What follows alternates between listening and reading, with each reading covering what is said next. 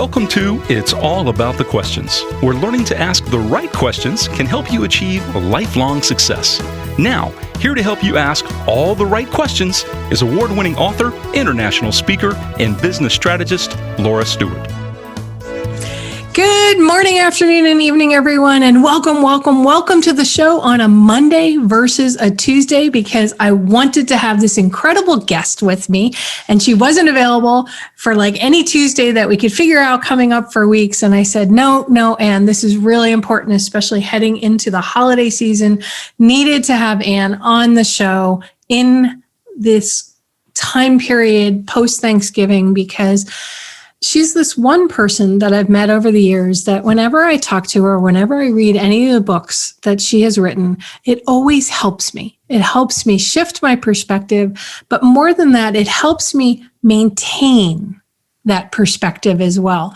And as those of you who listen to my show all the time know, that this show is about helping you shift your perspectives, keep that new perspective, and gain even further new perspectives to help you achieve whatever your goals are, whether they're personal goals, business goals, or spiritual goals, whatever they may be. Because what I want to do is help you have the best life you could ever imagine and the best business you could ever imagine.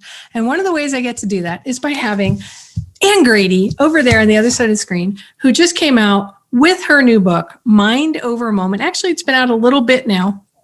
Mind Over Moment, which is, I always get screwed up on the camera thing. Harness the Power of Resilience, and the accompanying journal. And I have to tell you, Anne, that I am so grateful you could be on the show. And that is a Mind Over Moment thing. But more than that, I love what you did here. It's very different from your other books. I really felt that you sort of took everything you've learned about resiliency and put it in, a place that just pick this up and keep it by your bed. Or, if you're so choose right here on your smartphone, right? Right. It's there. It's what everybody needs. So thank you.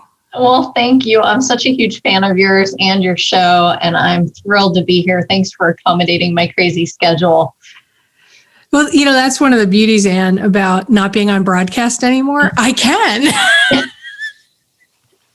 I love it. I couldn't for 5 years when I was on broadcast radio. It was do or die. Here's my airtime. Either you choose to be on it or not. Yeah. Although there is something to be said about consistency, right? Yes. Always this time of the week, I will do that. And you talk about habits in your new book, which is available everywhere, everybody, Mind Over Moment. I struggle with that though, right? Because people talk about habits, doing things at the same time every week. How does that lead to resiliency? And do me a favor and define what you mean by resilient. Okay, so let's start there. So resilience I view it as more than your ability to get back up after you've been knocked down. I think that resilience is your ability to use the adversity. It's to use the struggle, the challenge, the crappy stuff, right? That inevitably life throws at all of us. It's to use that as a catalyst to help you get stronger, to learn, to grow, get tougher. Simply by the fact that your listeners are either hearing this or watching this means that by their very nature, they're resilient. They've survived everything that has happened in their life to this point. And, we're all still standing. So I think we're resilient by nature. But what I've learned along my own personal journey of resilience is that it's nothing more than a set of skills, habits, and behaviors that can be cultivated and practiced.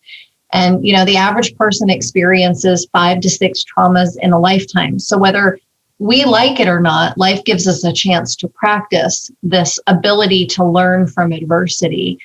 Now, to answer the second part of that, your habit. So a habit is nothing more than something that you used to have to think about, but that has become automatic. And what many of us don't realize is that your thoughts are habits. Your belief system is nothing more than a set of habits. It's a habitual way of thinking.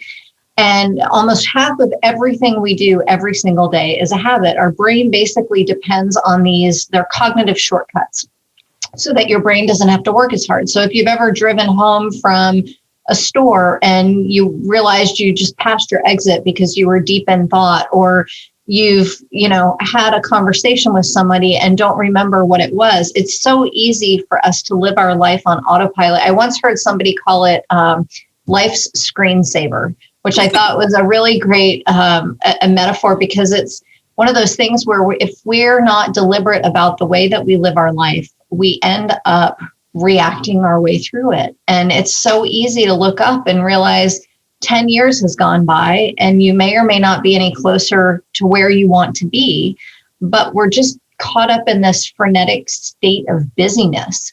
And I found myself just kind of reacting through life, especially with my son and my particular journey. And I wanted to find a way to make every single moment count. Now, does that mean I do it perfectly? Of course not. Resilience is a practice, right? So when you talk about habits, the challenge with habits is that our brain doesn't know between the ones that are helping us and the ones that are hurting us. So your brain, oh my God, I so get that one. yeah, like your brain can't tell the difference between binging on Netflix for 4 hours and eating a pint of Haagen-Dazs or going for a jog and, listening to something uplifting. Your brain just takes the path of least resistance. So it's not that you can't be resilient and still have bad habits. We all do. It's just starting to be more deliberate about cultivating the ones that are serving you, so that at least when you choose not to, it's a choice. I've been reading another book by Dr. Ben Lynch called Dirty Genes. And because, as you know, I've had a number of health issues that I'm still dealing with the ear, with the sound-induced vertigo. So it's been a trial for me. Talk about trauma, doing this show, I can't do anything before it and I can't do anything after it, because my head just needs to calm down. Sometimes in the middle of the show, the vertigo will just hit from the sound of my voice or your voice. So I started looking into these different ideas, and he talks about the fact that you can't just willpower your way out of things, that sometimes there is an imbalance somewhere. And that your book really kind of reinforced some of those thoughts too, that we can't just habit our way out of it, because sometimes the mental fortitude that takes can almost like entrench the bad habit further, because it just, well, if it's this difficult, why should I bother? So how do you respond to that idea, that concept? Well, I think the problem is that we try to change so many things at once that we end up changing nothing at all. So it's the reason only 1% of people stick with New Year's resolutions, right? It's now nearing the end of one of the most difficult years in my lifetime. And people tend to go, you know what, I'm going to overhaul everything. I'm going to eat better. I'm going to exercise more. I'm going to be a better friend. I'm going to volunteer at a homeless shelter. I'm going to cook my own meals. I'm going to eat clean. No more fast food. No more, like we set these unrealistic goals. And the truth about habit change is it happens one of three ways: rarely, slowly, or never. It is very hard to change habituated behavior. So it's more than just habitualizing your way into the life that you want. It's starting to really evaluate the current habits you have. Are they serving you? It's not just about cultivating new habits. It's about stopping old ones. And the process is different for starting a habit and stopping a habit. But it's more about being conscious of the choices that you're making, so that you're not a victim to the habits that you already have. You're able to determine the ones that are serving you. So, for example, a lot of I break the book down into three parts: your mindset, your skill set, and your ability to reset. So your mindset is one of the things I talk about. It's literally the story that you tell yourself about the things you're experiencing. Martin Seligman calls it the our explanatory style, and so for the longest time, when I would think about my situation with my son, and to some extent, I still get caught up in this. He was just here for a visit for the holiday. And I used to catch myself going, it's just not fair. Why? Why do my friends have healthy kids and mine isn't? Why do my friends get to have a holiday tradition and I don't? Why? Now, all of those thoughts are valid, right? There's nothing untruthful about them. They're all valid. It sucks. It is what it is. But is that thought pattern, is that story that I'm telling myself serving me? And so the goal is not to tell yourself an untrue story. I'm not going to go from, having an autistic mentally ill kid sucks to, I wish I had 10 of these kids, right? Like your brain can't close that chasm, but you can go from a negative version of a story to a realistic one, which is it what I would have chosen? No. Will I figure it out? Yes. Have I survived every day so far? Some I doubted, but I'm still here, right? So are my thoughts serving me? And the thought pattern of it's not fair. Why is everybody else's life easier? Why is my life so hard? There are legit normal thoughts for any of us to have. You just get to choose whether you listen to them. Most of us assume that our thoughts are facts and our emotions are facts, and they're nothing more than a data point. And you wouldn't believe everything you read online. So we can't believe everything we think because some of those thoughts are not helpful. I had this thought the other day after we had set the date up to finally have you on the show, because obviously my brain starts percolating and prepping, like, what do I want to ask her? And I was talking to some friends and they were talking about resiliency. So of course I said, you all need to read Anne's books, go subscribe on her website at annegradygroup.com, annegrady.com, go there, sign up because there's great stuff. But this thought popped in my mind, Anne. I realized that I was linking resiliency to productivity. Somehow in my brain, if I wasn't being productive, I wasn't being resilient. And that frightened me. Frankly, it really did frighten me because it started crumbling all these ideas that I had about how I've been since my mom passed 3 years ago, since 6 years, and then I had mom move in, I had the divorce, I had all that other stuff. And I made certain choices to do certain things, to take care of my mom, stop working, do a lot of other things. And I haven't been able to get back to those same levels of productivity. And for those listening on the podcast, yes, I did the air quotes on the video part. And those all sort of have interrelated. So I'm like, well, I'm not resilient. Why can't I feel good after I bounce back from something? Like, I don't feel like I'm bouncing back, because to me, resiliency and bouncing back meant that I could take this entire kitchen that I'm working out of, because I've had mold upstairs for months now trying to get it, I would just be fine and I could get 30 billion things done. So I've been wanting to ask you that for a while now. I don't know how to fix that. I have an awareness now. And I'm sure that that's a lot of what my listeners are going through as well. And if you are, please, everybody, post on social media. Let Anne and I know what you're going through. And if we don't comment here, we will, comment at some point on it. But I just feel like, forget COVID. It doesn't really matter. This has been going on longer. I think COVID just accelerated undercurrents that were already there. And now we're kind of forced to deal with everything that's been going on. So, long way around, help. Help. Well, I started writing the book before COVID, long before COVID. And I think you're right. It was a catalyst that really took a lot of the underlying challenges and just magnified them. I think for so many of us, me included, productivity has been a measuring stick of success. So whether you measure the success by how busy you are, or how much money you make, or what type of home you live in, or how happy you feel you are, right? Like all of these measuring sticks are very subjective.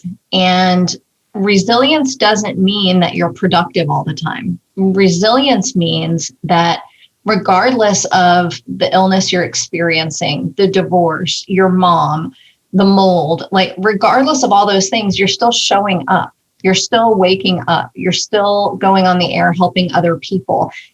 You might not be as productive as you were at some point, but busy doesn't always equal productive, right? Like busy equals exhausted. So it's redefining what productivity means. And part of resilience is understanding that you cannot be your best if you're exhausted and you're mentally not well. So a lot of people right now, I'm a big mental health advocate, and almost half of all of Americans right now are experiencing some type of anxiety or depression. And the goal is not to get rid of those things. The goal is, it's counterintuitive. Most of us think that when we feel anxious or sad or overwhelmed, that we should not feel that way. And we typically think that if we're not happy, we're doing something wrong. Now, this has been a lifelong learning for me. I've struggled with clinical depression since I was 19. And so it's easy to think, well, life is supposed to be good. Life is supposed to be happy. But it's that expectation that creates our misery, right? The only time we are frustrated or disappointed is when our expectations and reality are out of alignment. So rather than be angry or upset that you don't feel productive and happy all of the time, one of the things that we try to do is we numb it. We try to run from it. Well, I've tried a million diets. Have you ever tried a diet? Oh, it's like constant. And okay, right. None of them worked. So let's say, because it's like saying, I'm going to go on a diet, but I'm not going to eat chocolate. I'm not going to eat pizza. I'm not going to eat Chinese food, right? All of the things I love. When you try not to think about something, you fixate on it. It's the way our brain works. If you say, don't think about pink elephants, that's what you think about, right? And so by thinking, don't feel sad, don't feel anxious, don't feel overwhelmed, you're basically inviting anxiety and overwhelm and sadness to be what you fixate on. It's this unintentional side effect of self-help. So instead of focusing on that, what we know about the human brain is that if you sit in that emotion, let yourself feel it. Nobody's supposed to be happy all the time. Like there's this happiness movement in Western culture. So like an $11 billion a year industry of happiness. And it's this westernized, created illusion that we are supposed to feel good all the time. And if you look back, Buddha said life is suffering, right? There are these beautiful, wonderful moments in life.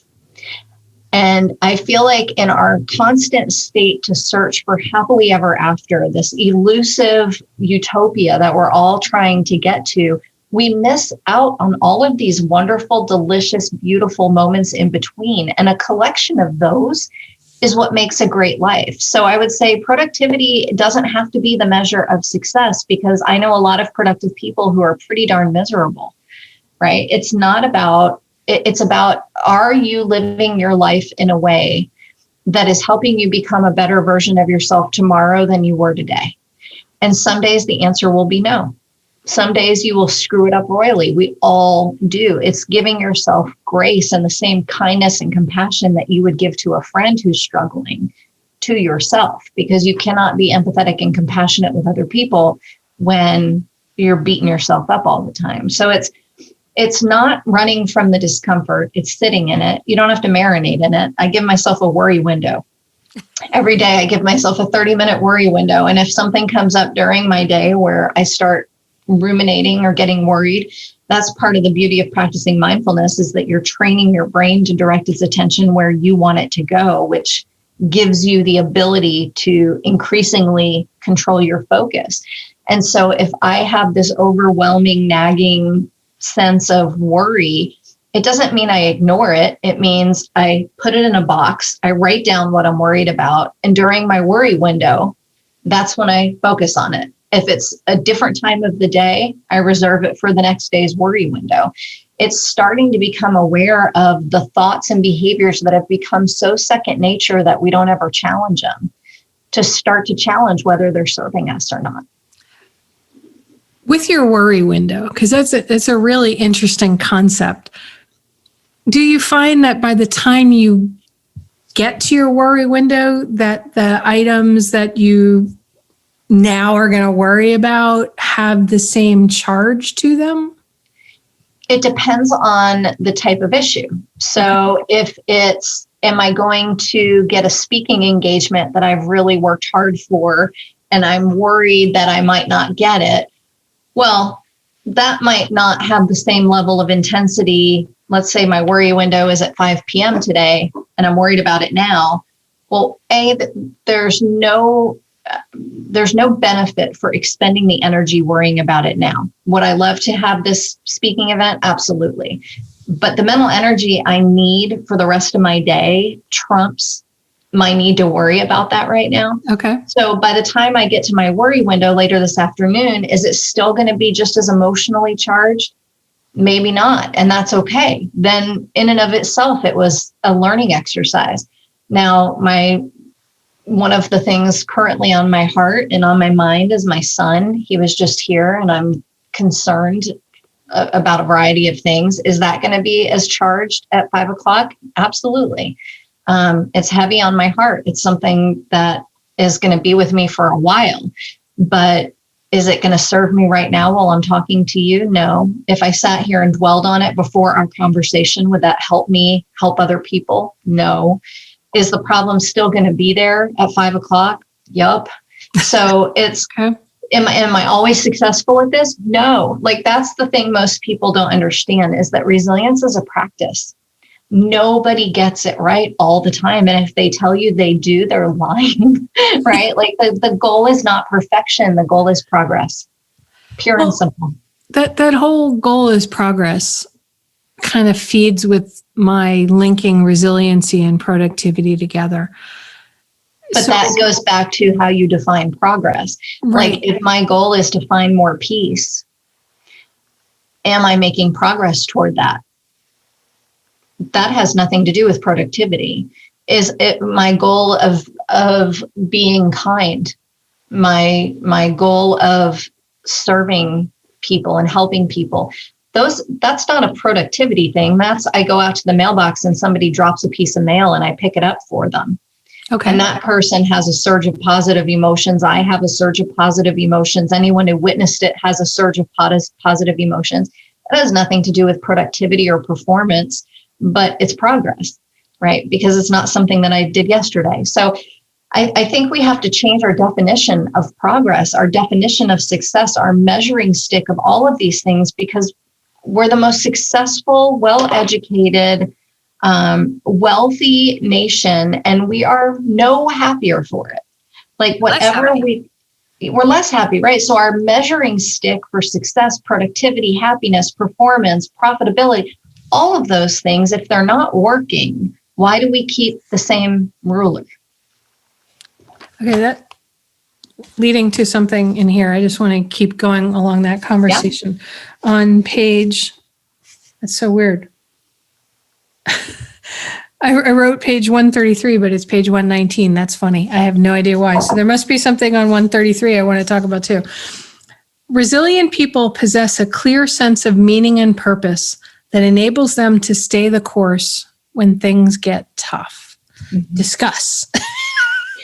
All right. So the analogy that I use, I swim in a pool. It's my self-care strategy. I went this morning and I really didn't want to. So for example, that's a definition of progress for me, right? I did not want to go. I was cold. It's cold here in Texas for like 2 days out of the year. And today was one of those days.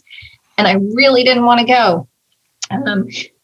But I swim. That's my self-care. And so when you swim in a pool, like when I went this morning, there was a line painted on the bottom of the pool so I could go straight. But if you've ever tried to swim in an ocean or a lake or other open water, you're taught don't try to swim straight because you'll get carried away by the current or the tide or the undercurrent.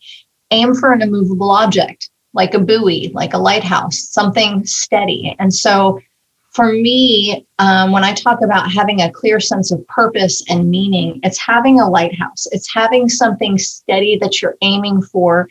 And that doesn't mean that you're not going to get swept away by a tide or by a current. It means that when you pick your head up and you're able to finally come up for air, right, that you have a clear picture of where you are going, because most of us just drift and doggy paddle and try to stay above water, and we end up so tired. Whereas I'll give you me, for example, one of my missions, I feel like it's my purpose, is to be a mental health advocate. Now, off in the distance is my lighthouse of advocacy and support and education. And I had a conversation this morning because I'm noodling around this idea of starting a mental health podcast for parents. Which you should so do. Which I do want to do. And it's something that I at some point will do. But it's just part of that lighthouse of mental health advocacy. Does it mean that I can do it today?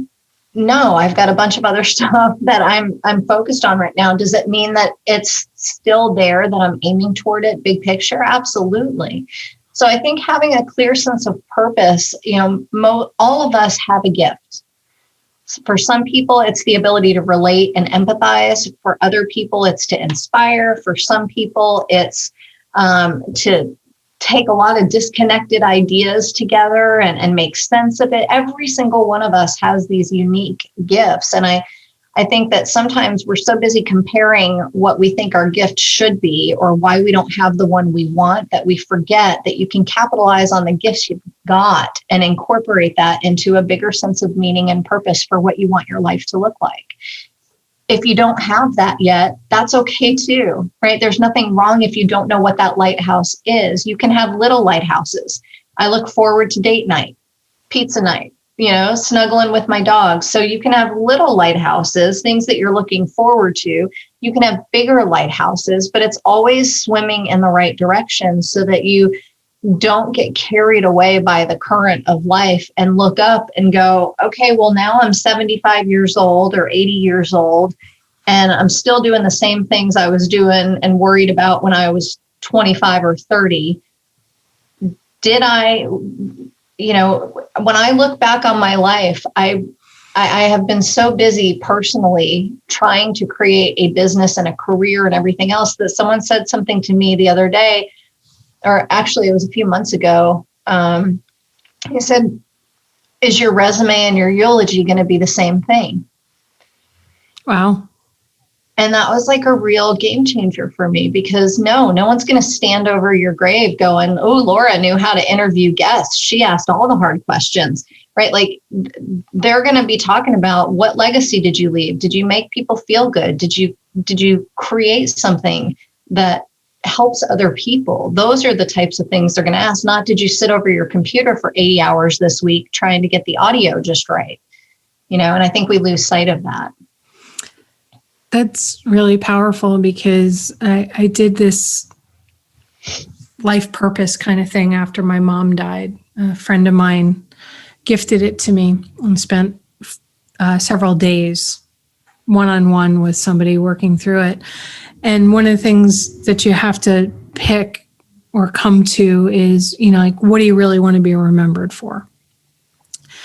And what really came up deeply for me was, what I wanted people to say is that she loved, was loved, and made a difference.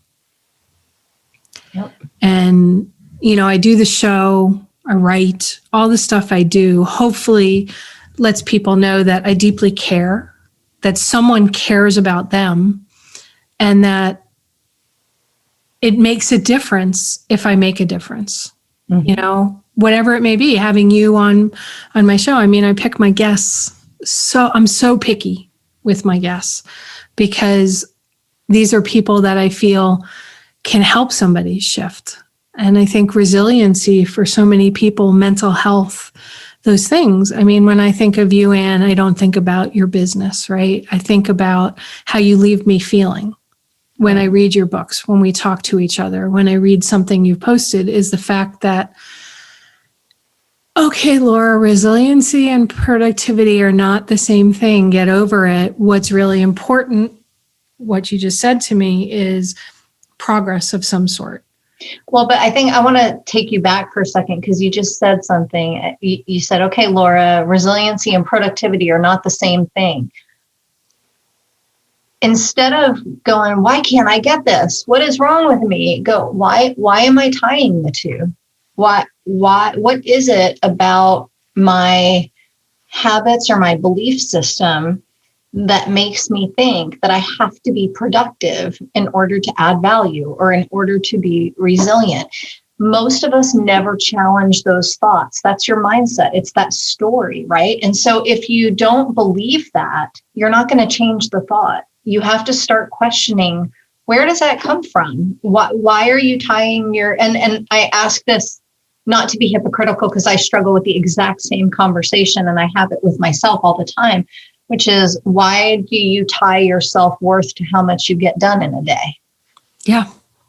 Like, where does that come from? And for me, I was raised, my mom worked a lot and it was a sign of status. It was a sign of respect. It was a sign of wealth and money and all of those emotions tied up together. But if your goal is to make people feel loved and for you to be loved and to know that you're making a difference, does it really matter whether you work 6 hours a day or 14 hours a day in order to do that? And so we just never challenge these underlying belief systems that have become so habituated. I mean, it's the same as saying, okay, I'm right-handed. Well, I never just naturally pick up a pen to write with my left hand. I don't do that. That doesn't happen, right? Well, the same thing happens with our thoughts. They become so second nature that we just assume it's right. And if we're not taking time to challenge it and question it, going, is that serving me? Is the fact that I believe my self-worth is tied to how productive I am? Is that helping me be a better version of myself? Is that helping me love people? Is that helping me be loved? Is that helping me make a difference? If it is, awesome.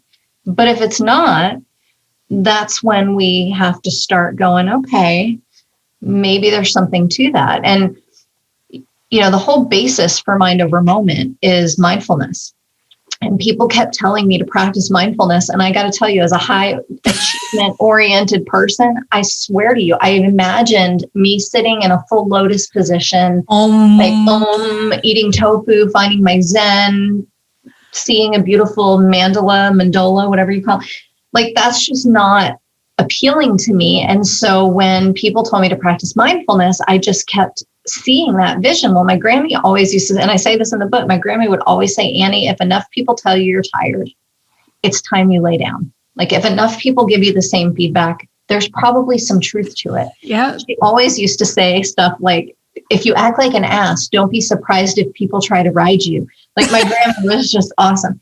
But, the thing about mindfulness is it's just paying attention to your thoughts and emotions without getting carried away by them. It's just paying attention on purpose. When you're in the middle of a conversation, it's paying attention to how you're feeling and how those feelings are serving you. And so most of us are so busy ruminating about the past or worrying about what's going to happen in the future that we forget that right now in this moment, we are safe. Right now in this moment, the people who are watching or listening to you are able to watch and listen because they're not in immediate danger, right? Right. And the thing is, when we bring ourselves back to this moment, this is the time we get to take back that control. But you said something earlier too that I wanted to get back to, and you said, people have been so exhausted lately, and it's because our brain views uncertainty as a threat. Our brain would actually rather have an outcome it doesn't like than one that it doesn't know. Your brain would rather hear there's not going to be a vaccine until 2022. This is the way it's going to be. Your brain would actually rather know that than go, I don't know, are we going to have a vaccine? Will things ever go back to normal? Will we have to, your brain wants an outcome. And because we have a negativity bias, this natural tendency to magnify the things that are wrong, we default to worst case scenario. It's a protection mechanism that has served our ancestors well, because if you weren't focused on threats, then you ended up eaten by a saber-toothed tiger. But the threats today are different. The threats are getting an email first thing when I wake up in the morning and realizing I didn't meet a deadline, or I forgot to email somebody back. The threats are no longer necessarily getting eaten by a tiger, but they still activate the same response from your brain. And so it's exhausting always being on the lookout for what's going to happen next. And you take our political environment, our economic environment, True. our health environment, and you pile on the impacts of family and friends and everything else. And it's like we're living in this constant state of protection, which in and of itself is exhausting. So if your productivity wasn't less than it used to be, I would wonder what's wrong with you. Like right now, I think a lot of people are experiencing that. Why can't I be as productive? And you might have some days where you're on fire, right? You might have some days or hours within the day when you are like nailing it. Celebrate those. Don't go, see, why can't I be like this every day? Oh my God, that was a thought that went through my head this weekend. Right? It was my steroid day because I'm off steroids. And the days that I'm on the steroids, it's like, why can't my brain be like this all the time? And so we use all this energy instead of going, oh, I'm so enjoying this clarity of thought. I'm so enjoying this extra surge of energy. I'm just going to soak in this and get a lot done while I feel good and can. Instead, we waste all this energy going, what's wrong with me? Why don't I feel like this all the time? I wish I could just, so it's just this automatic conditioning of the way we think and behave that we have never, at least I haven't ever stopped to question, is this getting me closer to the lighthouse? And if it's not, what do I need to change? In your book, there was a phrase, I don't remember what page it was on, since I obviously have written down wrong page numbers so far, it's like cool. It's like an exploration, That's right. Choose your own adventure. You use the phrase, choose your perspective. And that to me was so beautiful because, as I've said, the show is about helping people shift their perspective. But the idea that, I don't know why, it just stuck at this moment. It's something I've always believed, but it stood out for me again, right? This idea that we choose our perspective, or we can allow our perspective to be chosen for us by that automatic brain, by outside factors, that we can choose it. And we may have to choose it 1,000 times a day, every day for the next year before. As a friend told me once, he talked about ruts. It's a grave with no ends. Like here, this is the rut on the road and you're trying to get your car up through it, but you can't because the tires are stuck in it. But then what happens when you start filling in the rut with good thoughts and things like that? All of a sudden the rut becomes flat and you can just get out so easily, but it takes time to fill it. And sometimes you fill it, but then water comes and it gets all muddy. So it fills up again. So until you become that. Glad I had a piece of paper handy on my desk. There you go. Do that. So this idea of choosing your perspective, can you talk to that and some steps, some things that people can begin to do to maybe think about, well, is this the perspective that is a good one? And I hate to use the words good or bad, right? So I'm just trying to figure out the way to do it. But I use, is it serving me? Okay. So some thoughts on how people can choose a perspective that is serving who their purpose is, right? Versus serving the parts of them that just maybe are depressed or want to eat the Haagen-Dazs, and there's nothing wrong with Haagen-Dazs. We're not saying there is anybody out there. No, I mean, or whatever the vice, whatever the vice is, The when I say choose your perspective, one of the things the research about resilience in the brain tells us is that when we can make meaning of a difficult event, that we're more likely to become stronger as a result of it. And that builds our resilience muscle. And that's what resilience is. It's a muscle. It has to be tested and taken to its limits and stretched before it can grow. So I'll give you mine, for example. When I think about my son, Evan, and I spent a lot of time going, why, it's not fair, right? So how do I make meaning out of having a son that struggles so much? How do I make meaning out of this child that I had all these versions in my head of what his life would look like? And now it's very, very different. How do I make meaning of that? How do I choose that perspective? Because the truth of the matter is, it's not fair. The truth of the matter is, it does suck. The truth of the matter is, it is hard, right? So I can get stuck in that perspective because all of those things are very real. Is it serving me? No. So what perspective do I choose? Well, I would have never used my voice for mental health advocacy like I do. I would have never donated a portion of all my book proceeds to the National Alliance on Mental Illness, specifically the Central Texas chapter. I would never have had the same level of empathy I have for other parents and other kids who are struggling. Like, all of those things are the perspective that I choose. Do I still have pity parties and days where I fall back into an unproductive perspective? Of course, because we are human. That's where the giving yourself grace comes in. But the perspective of your life, if it's going to serve you, is how do you use that adversity? Like, another example, I had a tumor in my salivary gland that resulted in facial paralysis and a whole series of events: scratched cornea, radiation, a fall down the stairs, breaking my foot in 4 places, like a whole series of events. Do I wish that had happened? No. While I was going through it, was my perspective feeling sorry for myself? Absolutely. Now that I am through that on the other side, what is my perspective? Well, I will never take a smile for granted again. I will never take my health for granted again. I will never let myself become so overtaken by negative emotions and stress without supplementing positive emotions on purpose to help offset some of that cortisol-induced change in our body. Those are the types of things. When I say choose your perspective, it doesn't mean that there's not another perspective alternative. It means that you pick the one that's going to serve you and you shift the story you tell yourself, because we believe the story that we tell ourselves. And it's really easy to play the victim.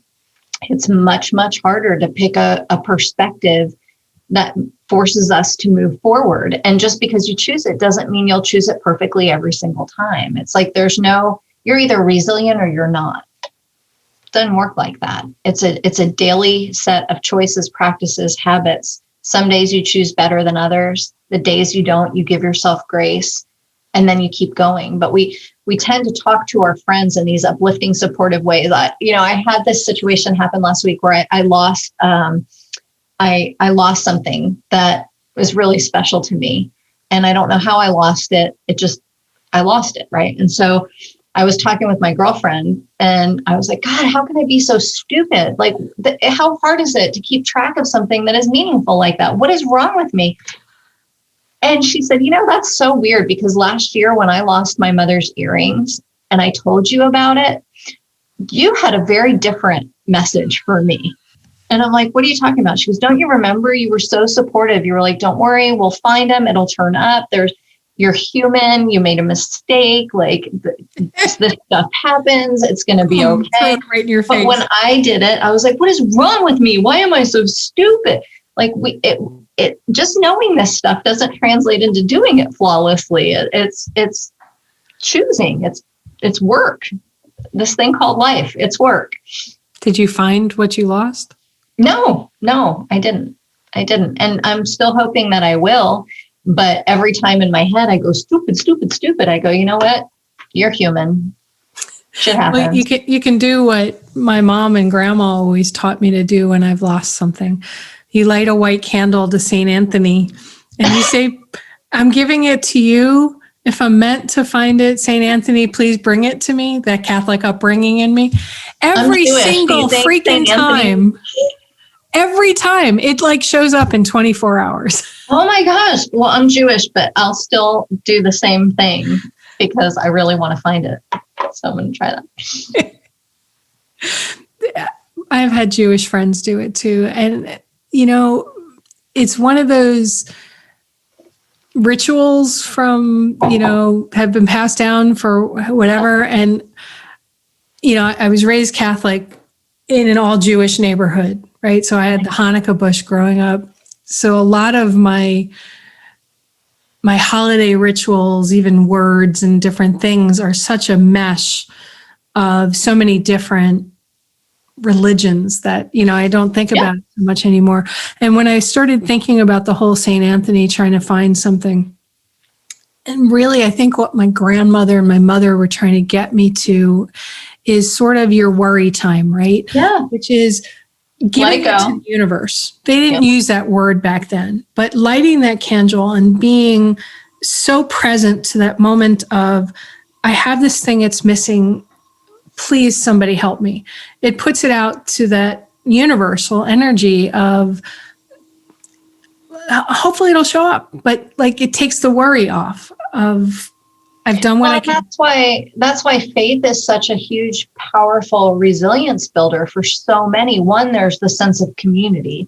So, our need for connection is greater now more than ever before. And we're told to stay socially distant. It's really physical distance that we want with social connection. And that's why religion is and spirituality is such a huge resilience builder for folks, because one, it's got the community, but two, it's this belief that there's something bigger than you, that I'm going to let go and fill that word with whatever. Let go, let God, let go and let the universe, let go and let St. Anthony, right? But it's just, I need to relinquish that control. The second we do that, things start to fall into place. It's when we try to control everything. And this is from a self-professed control freak, but it's when we try to control everything that we start to feel this heavy weight instead of just letting it go and having faith. And it sounds cliche, but your faith has to be stronger than your fear. That leads to 133, why I wrote 133. I now know why I had one. I just want to turn to the page and see I've got my book right there. Okay. You talk about the faith and all that. You wrote on page 133, as I sit here typing, the tree outside of my office window is blowing in the wind. The bright green leaves are blowing back and forth, and the branches are swaying with the strong wind gusts.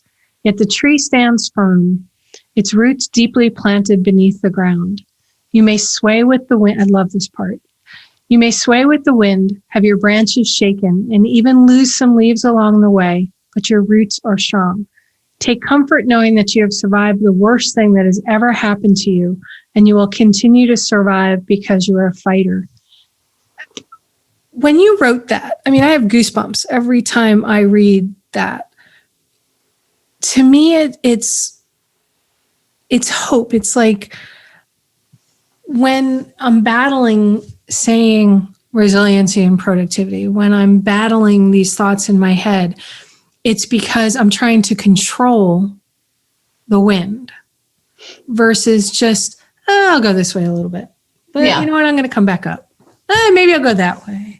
But if I try to force myself against what's happening, and this is not giving into it, but it's just sort of saying, well, for the moment, this is the way the current's going. But, if I swim kind of this way subtly, like a riptide, I will get to my destination. Talk about what you were thinking when you wrote that. What led to that moment for you when you really saw that?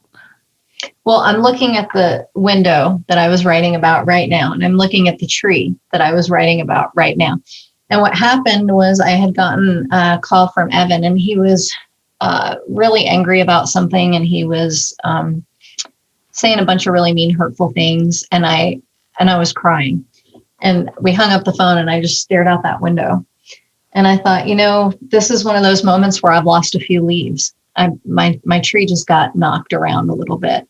But just like the tree that's sitting right outside that window, it's going to come back. And that we are more than just our leaves. We're more than just the damage. We're more than just the adversity. Deep down, we are strong and nimble and resilient because we don't break. We just bend. And even if you feel completely broken, your core, the strength, the roots are still there. And so it's normal to feel battered. It's normal to feel overwhelmed. It's normal to feel all of these emotions that we think we're not supposed to have. And as soon as we let ourselves have permission to go, you know what? That's how I feel right now. It's not right. It's not wrong. I feel that way. Okay, there's some like major power in just sitting in that moment for a second and going, okay, this is where I'm supposed to be right this minute.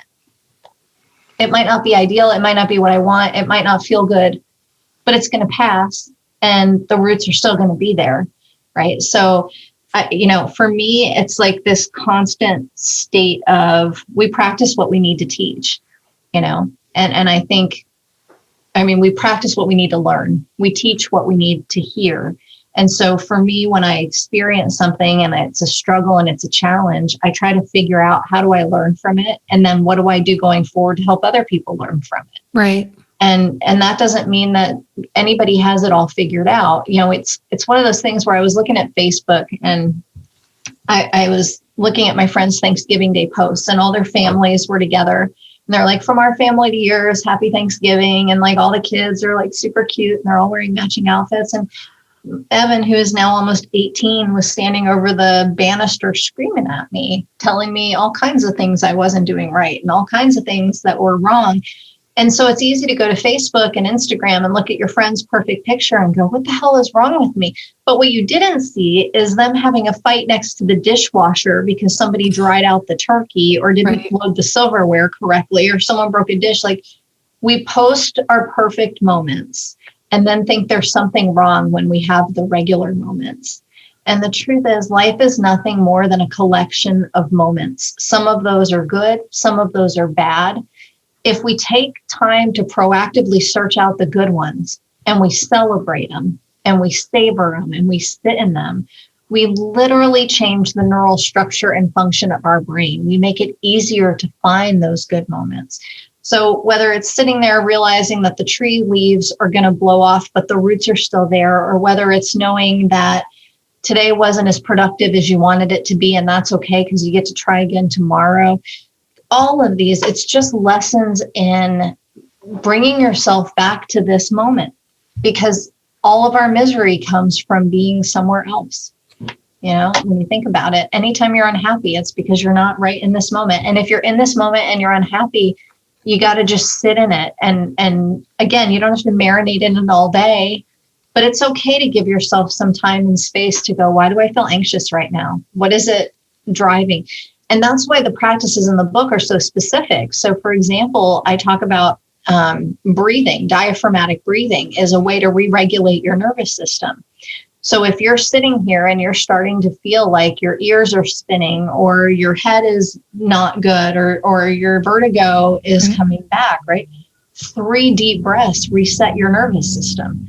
So the book isn't just about like changing your thoughts and choosing your attitude. It's also specific strategies that you can use to regulate your nervous system, to reset it, and then to move forward. And sometimes that will work better than others because it's all part of this thing called being human. Yeah. I had this visual as you were talking that I always want to be the giant oak or maple tree, the one that's been there for 100 years that just has survived every storm, but that myself and many of my listeners sometimes are really that sapling that's just been planted. This one's a crepe myrtle. There you go, a crepe myrtle. Or a willow tree or a pussy willow tree. We don't, we have these ideas of who we want to be. Why can't we just accept who we are? Yeah. Well, and it's when the moment. When you do that, it's when you create the space to become what you're capable of being. Yeah. It's when we're beating ourselves up over who and what we're not, that we're robbing ourselves of this particular moment. Like, I mean, the sun is out right behind you. I can see it through your window. How many days do we just forget that and just keep moving along until it's a gray, crappy day outside? And then we're like, oh, it's so disgusting out here. I wish it were sunny. But on a sunny day, we're not going, wow, I really appreciate the sun and the blue sky. It's like, you don't have to wait for something to be wrong to appreciate what's right. And I think that's what we're guilty of doing a lot. And I'm glad it's finally sunny because it's been stormy and rainy. See, look behind you. It's haven't seen the sun out in a while now, so it's really, really nice. So even though it's cold, go sit outside for a few minutes. Yeah, take a walk, right? Vitamin D. So Anne Grady's newest books, Mind Over Moment, and how can people get these and how can they find out more about you? So I just want to say the journal, I had never really planned on doing a journal. It's so much fun. I love the illustrations. And so a special education teacher in Texas attended one of my keynotes, and she came up to me afterwards and she storyboarded my entire keynote on one page. She just made a whole page of notes and pictures, and they were stunning and beautiful. And I loved them so much that I asked her to illustrate the journal for me. So if you get a chance, go through those activities because they really bring the book to life. But you can learn more about them. You can get the books on Amazon. So if you go to Amazon and search Anne Grady, you'll find all of my books there. But you can also go to annegradygroup.com. And you can learn more about the books there, see some videos. There's interviews and articles and resources and other reading recommendations and all kinds of other resilience building tools there for you. And if you are interested in a resilience self-assessment and a copy of the self-care sheet that I talk about in the book, you can text the word strength to 22454. The word strength. 22454. So yes. Text the word strength, you said? To 22454. Okay, yep. Perfect. Make sure everybody got that and understood that. I love that. And they'll get a resiliency self-assessment. And what else? They'll get a self-care sheet. They'll also get a poem that I wrote a couple of years ago that could not be more fitting than right now. I actually end the book with it. I was going to read it, but I'm not going to now. So go for it. No, I love it. I was trapped in the Philadelphia airport for 7 hours when I wrote that poem. Okay, so you want me to read it? Sure. Okay, all right. It reminded me very much of Dr. Seuss. I had a Dr. Seuss feeling with it. Because that's my elementary poetry skills. No, there was just, you can't read Dr. Seuss and not smile. You could be having the worst day in the world and you read Dr. Seuss out loud and you will smile. It's the perfect mood shifter. So, all right, everybody. I wasn't going to do this. I thought about it, but I'm going to do it anyway. So here you go. We're ending today's episode with the amazing Anne Grady by I'm reading a poem, Strong Enough by Anne Grady. It's not super long, but it's powerful. When life knocks you down and you're feeling defeated, when you're tired, overwhelmed, and your courage depleted, when you question your strength to get through the day and your rose-colored glasses are now colored gray, remember, discomfort is the birthplace of growth. You can choose courage or you can choose comfort, but you cannot choose both. You have pulled through tough times to get where you are. The strength that you have is because of those scars. So look towards your lighthouse and find moments to savor. You are now tougher and smarter and stronger and braver. You have what it takes to survive times that are tough. You are courageous, you are resilient, and you are strong enough. I wish for you a lifetime of delicious moments. That were the last words from the book of Mind Over Moment. And I promise you, there is so much more that's amazing in here. And didn't that, having me read that poem, did that not make you smile and feel good? And everybody out there that's listening to this live, Facebook Live, listening on podcast, listening on one of the other platforms, I would love for you to let Anne know and me know, have we made a difference for you? What did you learn? If there's one nugget, or if you need help, please, you're not alone out there. Thank you, Anne, for that poem, for your presence, for just you. Oh, Laura, you are a rock star. I'm so grateful to get to spend the time with you. This has been a truly delicious moment. And I appreciate all of you who are listening and watching. And I wish you lots and lots of delicious moments. I love that. Love that. All right, everybody, remember the right questions can change your life. So what are you asking today? Have a great day, everyone. You've been listening to It's All About the Questions, starring Laura Stewart. Connect with Laura at it'sallaboutthequestions.com and download a free workbook that will help you ask better questions starting today.